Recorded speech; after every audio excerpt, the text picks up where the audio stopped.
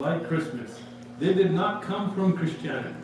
They did not come from the Bible. We challenge any Christian anywhere in the world to show us 25th of December as the date of birth for Jesus ﷺ in the Bible or any historic record.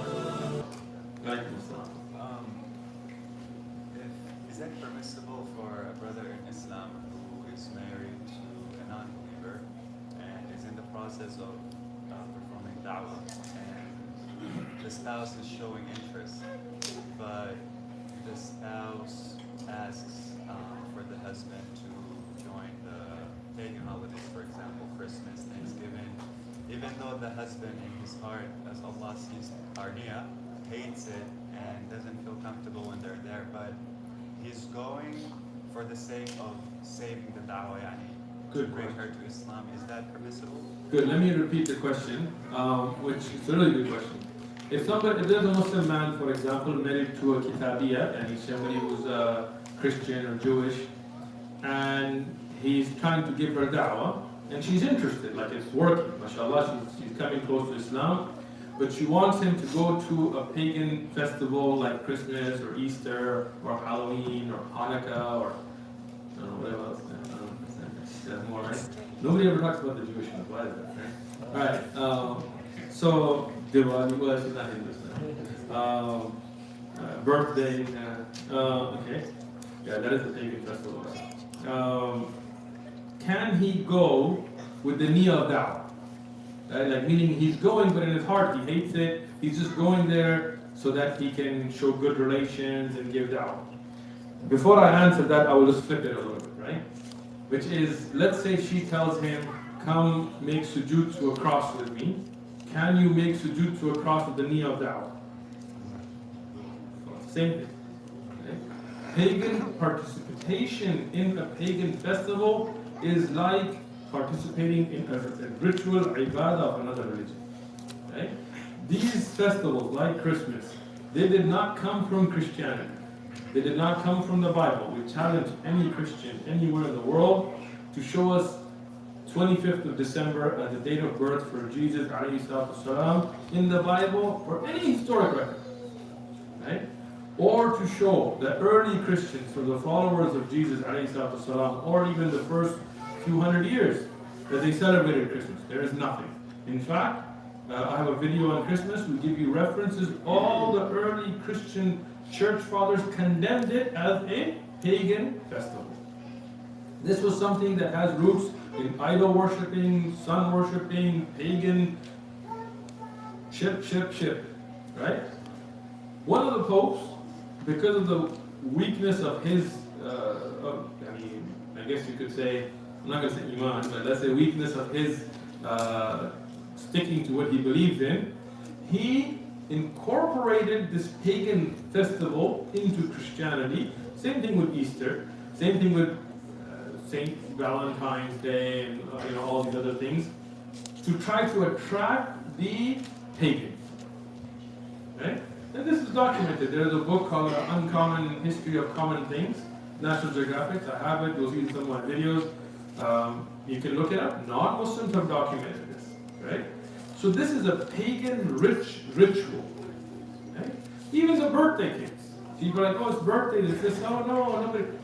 You know where birthday cakes came from? This was a Greek idol worshipping worship. What they would do is they would celebrate the moon goddess on the day of their birth, and they would have a cake or a pie or a sweet, and they would light candles. Oh, sound familiar? To light it up to show the example of the moon, the light moon. You can look, same book by the way, you can look it up.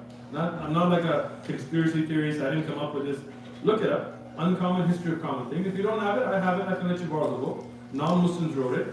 That they said the birthday came from a Greek goddess worshipping practice. Right?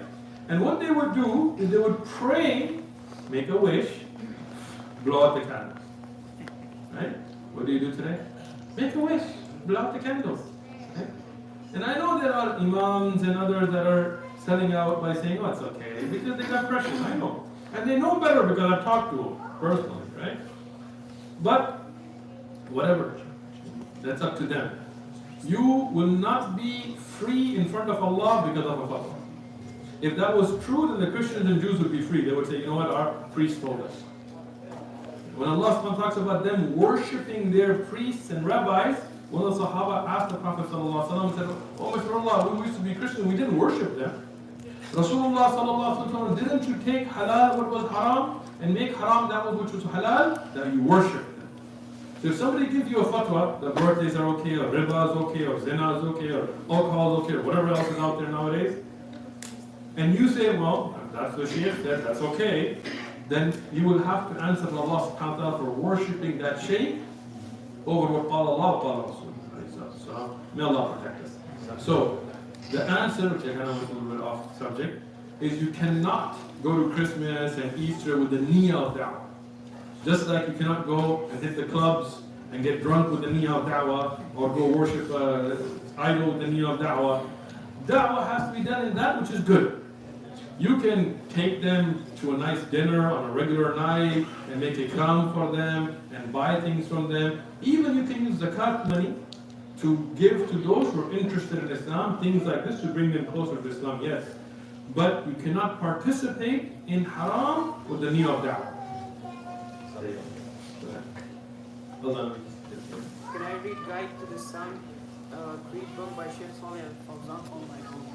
The Guide to a Sound Creed is an excellent book by Sheikh Saleh Al-Fawzan. It's been translated into English.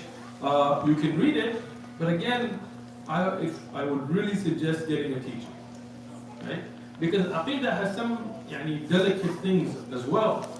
And you may be reading it and reading into it your mindset without having a teacher. So with Aqidah, definitely, if you don't have a teacher, you do have these books explained on YouTube, Kitab al-Tawheed, al-I'tiqad, and so on. We have it on our channel as well. You can at least watch the videos to make sure that what you're reading is in accordance to what the author of the book meant. The brother here. If I say Allahu Akbar from the heart, will it count it on my book? If what? If I say Allahu Akbar from my heart, will it count inside of my book? Like he doesn't say it out loud. If you say something and it is within your mind, but you do not recite it, Allah subhanahu wa ta'ala knows it. But the malaika record that which is done and said. They don't record thoughts. Imagine if they recorded thoughts, man, we'd all be in trouble, right? I want to kill that guy. Right? So we are not held accountable for thoughts, nor are you rewarded for thoughts. Right? Your niyyah gets you reward. Right? But what you think, Allah knows it. Right? Even what you don't know, like subconscious, Allah knows it. Right? But Allah will not hold you accountable for thoughts. Malaika don't record your thoughts. They will record what you said, what you did, what you were good and bad. Good? Let me repeat.